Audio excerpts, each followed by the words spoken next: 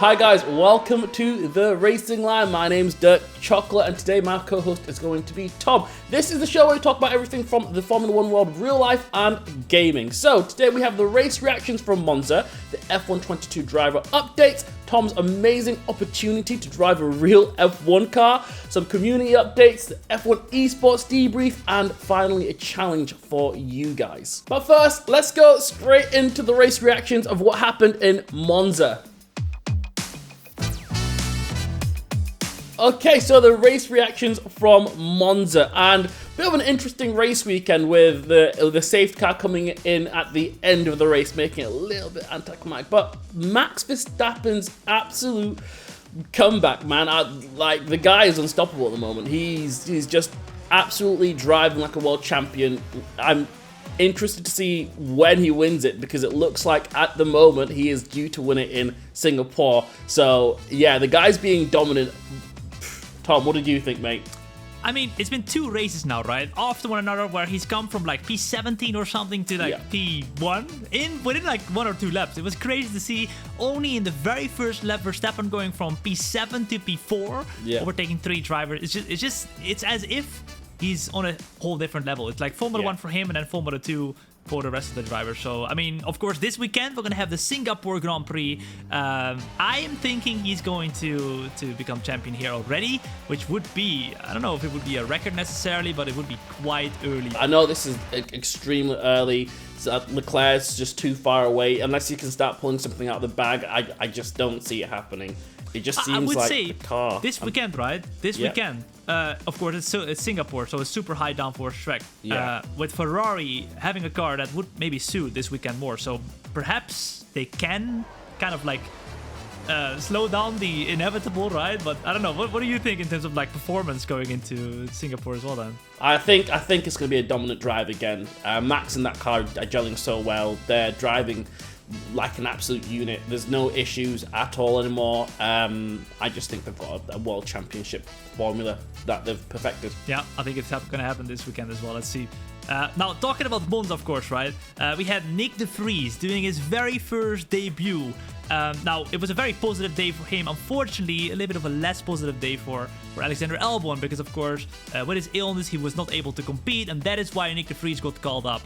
He was already there, and judging off of what he said, he was literally having a coffee, right, Dirk? You know what? That race weekend is interesting because you've put a driver that had no idea who was driving in a car in a weekend where he was not prepared at all, especially in a car he doesn't really regularly drive because usually it's the Mercedes, right? And then he did some stuff with Aston Martin, and then he just jumped into a Williams. So you're thinking, okay, Nick, great, your debut, and then you have Nicholas Latifi, and that's the big thing here, who is experienced in that car, getting absolutely dominated by an inexperienced driver. Not an inexperienced driver, but an F1, you know what I mean? Yeah, I mean, he did say something very interesting, which was that actually in an interview, it looked like he was quite triggered, to be honest, that Nick de Vries scored a good couple of points there, or a point there. Because he said, because it's Monza, it's almost impossible to overtake, and the way that car is built is to be a rocket ship in the straight and not necessarily that quick in the corner. So it kind of was, he said, like, he almost said it straight up, like it was kind of like hard to not lose those positions for Nick, so it wasn't that impressive. But yeah, I mean, in the end, it's impressive to keep that car in that position for a whole race if you've never done an F1 race in the past. So he's definitely built a name for himself, and I think he's a contender to be an F1 next season. He's had his shot, he took it. I don't think there's much more he could have done. I think it can only go downhill for him, really, if he drives in Singapore as well. Yeah, because how will he ever top what he's done in Monza? Now, there was one last thing that happened in the race, and that was, of course, the race ending, and that was ended under a safety car, right? Now, what do we think of that, Dirk? Because I've not seen a lot of positive replies really about like safety car ending there. I think my opinion is a bit controversial in the sense of I agree with what they've done. I think they've got racing is racing. It's not entertainment for people. It is at the end of the day a competitive sport, and there are rules. And the rules state that the safety car has to be out during certain parameters, and they follow those rules to a T. And I think that's fine. It's not meant to be a racing spectacle for us. And I'm sure that is part of the game, but it's still a competitive sport and there are rules to be adhered to. So they did their jobs, and that's fine with me. For sure. I mean, within the rules, it was exactly how they should have been followed. But exactly. I mean, for me, I would say, of course, F1 is an entertaining sport. It's also about it's a competition, right? They are gonna need to be able to compete. So I feel like there should perhaps be a rule that if there's no outlook on the safety car coming in or something, then maybe there should be a red flag. Only if there's no outlook on still having a couple of laps left, because I believe they had like maybe 6-7 laps before the end, already safety car out, so that was quite long in my opinion, to be honest. A red flag shouldn't be deployed just for entertainment purposes, you know? It's not for entertainment, it's also for a little bit of competition, you know? In because that situation, I think it would have been fine because they had a tractor on the track, didn't they, to remove the car. So in that situation, I'm like, okay, for safety, I understand, but just for entertainment purposes, nah. No, but otherwise you could also have a full race with just a safety car from lap 1 to 70, right? If it's not safe, you know? Yeah, if you're playing devil's advocate, absolutely correct, yeah. You're not you know wrong. What I mean? Yeah, no, you're not wrong. But anyhow, let's see how they approach this in the future. It was definitely a little bit of a bittersweet ending, I guess. All right, next up, we got the driver ratings update. Of course, after Monza, there were a couple of changes to the F1 22 driver ratings. And the first one, Dirk, which one is that, huh? Max Verstappen has had his update increase from what was 95, I believe, to 96, which means he is the fastest driver in Formula 1 22 by two ratings, which is, I think the next one's Lewis Hamilton at 94. Yeah, it started off actually being tight. Yeah, it was. I think it was level, and then Max went up to 95, and now he's 96, which is, yeah. I think the car plays a massive role, though. Maybe it's fanboying me. I'm not too sure, but I think that the car plays a massive role. Not to take away the fact that Max is an absolute unit of a driver. No, for sure, 100%. I mean, if you go the other way, if you look at the contrast, if we go to, for example, Latifi, who has actually gone down one, he went to 67. And of course, knowing, of course, that he is also just announced that he is parting ways with Williams. Yeah. Will he still be in F1 next year? What do you think? No. No, it's already been announced that he's not. He's parting away with Williams, and there's no way that anyone's going to be taking him up. We're losing a goat there. I don't. Nicholas Latifi is known to be one of the loveliest guys in the paddock. In the grid, I agree with that, but in terms of talent, there is better talent out there. But in contrast, Max Verstappen's teammate Checo Perez has gone down a rating to 87, which is a bit strange for me because although he's been, I guess he has dropped back further in the field and is fighting more. I don't get why. It seems like he's such a well-rounded driver, and during the race is always really good. His qualifying pace lacks, but his race pace is usually extremely good. So for it to go down, I'm trying to figure out what area. Maybe just qualifying. I'm not too sure. I would say the gap is getting bigger between Verstappen and Perez again, but maybe that's also because Verstappen has stepped up his game again. Yeah. But as a team as Red Bull, you don't necessarily need that good of a driver. You don't necessarily need another Verstappen next to Verstappen. Because you have to change your words carefully there, right? Yes, because exactly. I don't want to be talking down on Perez because he's a great driver, of course. But no, you don't necessarily need another Verstappen next to Verstappen because they're comfortably leading the constructors as well. Yeah, no, you are right. He does his job and he does it well, so that's absolutely fine. So another one, Yuki Tsunoda has gone up to 77. Now he has recently had his AlphaTauri contract renewed. So I think, and Helmut Marko, I recall in an interview, has also said that if he sorts his temper out, he could be a team leader within AlphaTauri. With Gasly potentially leaving the team. Yeah, let's see. He might have to be a team leader. Yeah, exactly. Well, he's got the experience. He knows the team. I think he might have to just take up that role. And you know what? I'd be interested to see how that looks. To be honest. Yeah. And then the last notable change actually was Daniel Ricciardo, of course, who looks to be out of a seat for 2023. He's already said it.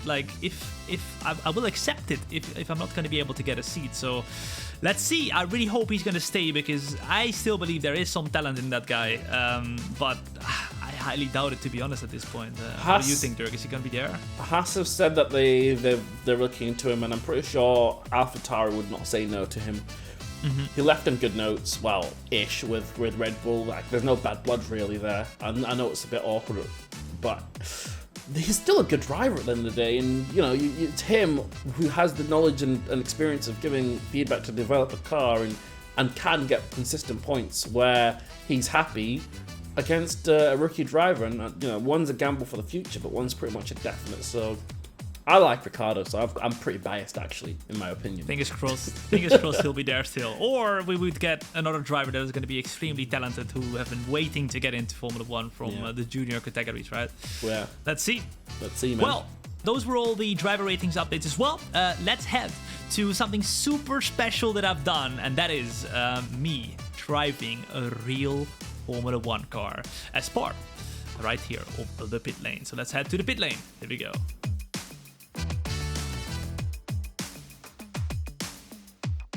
In an effort to bridge the gaps between sim racing and real racing, Alpine Esports actually put me in a real modern Formula 1 car. This is the first time ever that a sim racer affiliated with an F1 Esports team actually drives a real F1 car. So you can imagine, I was actually quite nervous. Now, to prepare driving the 2012 Lotus E20 race-winning chassis of Kimi Räikkönen, actually, it was his car. I actually had several sessions in a Formula 4 car, and that was also quite impressive. The car was actually super playful, super fun, and it actually got me up to speed slowly but surely and got me a little bit more confident before trying the big one. Now, before I was able to go into the Formula 1 car, I actually had to do a seat fit because, of course, you have to do all the procedures and you have to go and they have to know that you're safe. So I did the seat fit. I just about fit because you actually can't be taller than 185 centimeters. So to pass the safety procedure, I actually also had to go and apply at least 50 bar brake pressure. But I ended up applying the full brake pressure, which is actually something that not a lot of people are able to do. But I actually think it was because at home, right, with a sim racing rig, I already have to apply at least 80 kilos of pressure on the brakes due to the load cell pedals that I use.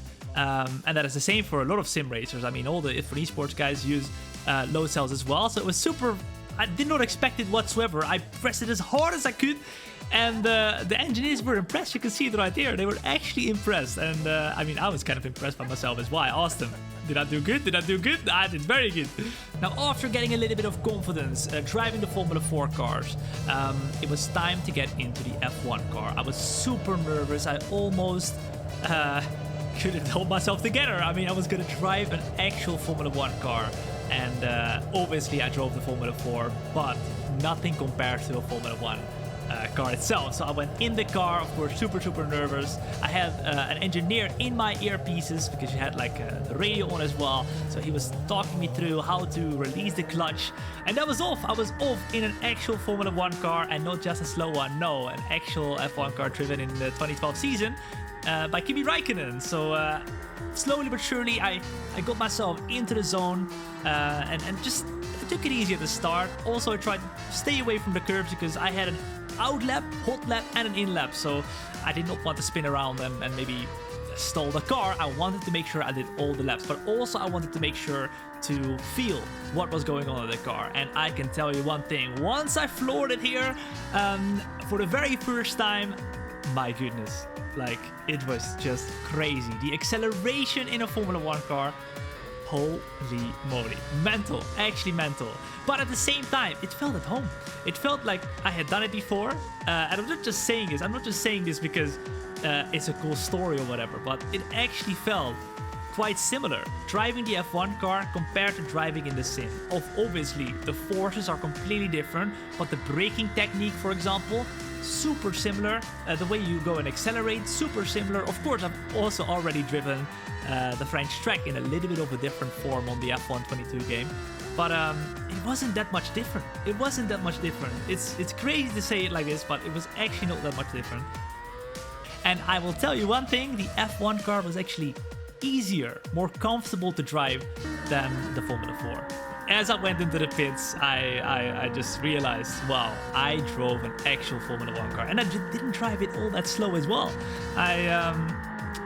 I kept it within the limits, but at the same time, I also really enjoyed it and didn't hold back anywhere.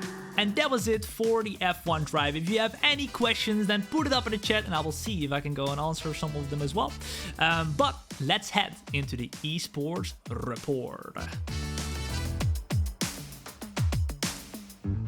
So, the Esports report. We've had our very first F1 Esports race now, and it was a really good one actually. A championship where the great have maybe been dethroned a little bit so far, as Lucas Blakely came out as the best driver in the standing so far, who is leading. We have Rasmussen super close as well, and we have Thomas Ronhard, the rookie, in the top 3 of the standings too. We've had 3 races already, with Bahrain, Imola, and Silverstone being the races we've done, and the next event is coming up very soon as well. But talking about this event, Dirk, what an event it was, with a lot of surprises actually, right? Wow, I think 1 or maybe even 2 main surprises, maybe even 3 main surprises. Honestly, it's a bit of an interesting one because I think the standings and the grid's been shaken up a little bit, especially with the new drivers. You know, we've had Luke come in. My brain has left me for his Luke Smith. There we go. Yes. At Alpine, Sebastian Job at AlphaTauri, and one guy that's really impressed and someone I know as well, Thomas Ronhard, just coming in and absolutely mixing things up in the top 5. You know, he's ahead of Otmir and Barry Borman at the moment, which is crazy. Yeah. You know, where's he been, man? Yeah, and Otmir, of course, currently being in P4, still having, actually now already getting a decent gap of about, 37 points to the car of Lucas Blakely. So obviously there's still 3 events, so that's 9 races to go. But Otmir has to step up his game as well here if he wants to get his 3rd championship in F1 Esports. Yes, he does. And to go through the drivers and the constructors at the moment. You know, McLaren have had an absolutely great start, so they're leading the constructors, followed by Red Bull and Mercedes. Red Bull always being a team that's up there. You know, Marcel and Freddie Rasmussen always working well together. And in the Drivers' Championship, we have Lucas Blakely up in P1, Frederick Rasmussen in P2, and Thomas Ronhard ahead of Otmir in P3. You know, it's just, I find that stunning. But that's the first 3 races. We still have a whole season to go, you know. Let's see. Once we get back after the second event, we'll have everything here once again. But let's head into the team radio right here with a community update for you. Hi guys, and welcome to the team radio segment of the Pit Lane. Now, this is where we've gone out and asked EA some of their questions, and they've given us feedback, and this one was a key one that has been asked, and I think everyone is wanting to know. So this is about the tyre allocation in F1 22. So they have come back and said that whilst the way that tyres are allocated throughout a race weekend in F1 2022 follows several sport regulations, we've tried to balance out tyre allocations throughout all sessions. Even though this may be seen as somewhat restrictive, it ensures that players aren't left without a specific set of important parts of the weekend. So this year in the sport, teams have taken more tactical approaches of swapping sets between sessions, including multiples of the same set being available for a race. Whilst this strategy isn't something we're able to implement for F1 22, we're looking to expand the way that tyres can be allocated throughout the race weekend for our future titles. And that is directly from the EA Answers website where they have posted that. So if you want to see the original post, you may go see it at answers.ea.com in the F1 22 section. But just thought we'd feed that back. So they do know about the tyre allocation situation, and they're trying to find a way to fix that in the future. But they're having to look at it in a different way than what they can do at the moment. But yeah, anyway, if you guys have more feedback or questions, that you want to ask us that we can feed back to you, let us know in the comments down below, or ask them at answers.ea.com, and I'm sure that they'll be able to get back to you promptly once they know the answers too. And finally, we've got the challenges for you guys, so let's head over into the challenge accepted. The Singapore Grand Prix is happening this weekend, so we are gonna challenge you to try and beat our hot lap around Singapore. We're gonna do it in the night, in the evening, of course, how Singapore is being driven as well, and in the Formula 1 car. So let's head into the challenge of this week. Alright, here we go then, on board with the best driver on the grid, once again. My face stopped recording when I was doing this hot lap, but basically as we go around the hot lap, I'm looking at the bridge down to 4th gear, and as we go around that curb, I go into 3rd. Back into 2nd gear here then, as we stay as close as possible, use all the track, actually go over the curb a little bit even on the right hand side. Into 5th gear, and then we're just trying to make sure we have the smoothest exit we possibly can do and the nicest line to give us the maximum speed. We're up a little bit on our left hand right now, so you can brake super late into 4th gear, 5th gear, and this is the main overtaking opportunity. Open up that DRS and then suck closer to the cars in front and try and overtake them. On a very short straight actually, but we'll have to do with that around Singapore. As we go onto the throttle, use as much of the track possible once again into 2nd gear, the 3rd. Purple at the moment. Just for the 50, 4th gear. As we go into the right-hander, 3rd gear is what I like to use. 4th again on the exit. It's very, very close. As we almost hit the wall on the right-hand side. Into 3rd gear on the throttle straight away. And then another overtaking opportunity. But this one is tough because you need to be super, super, super close to the car in front to be able to make that move. 3rd gear as we go on the right-hander again. Just trying to keep it as smooth as possible with a 4th short shift on the exit. Back to 3rd. Into 4th. Use the inside here. And then onto the throttle straight away. As we loop around to the right, 4th gear on the exit for traction. See that black box, back down to 3rd. Into 4th gear, into 5th. As ladies and gentlemen, this is going to be a lap of Singapore, and it will be a 138.0. 137.6 for me. Decent.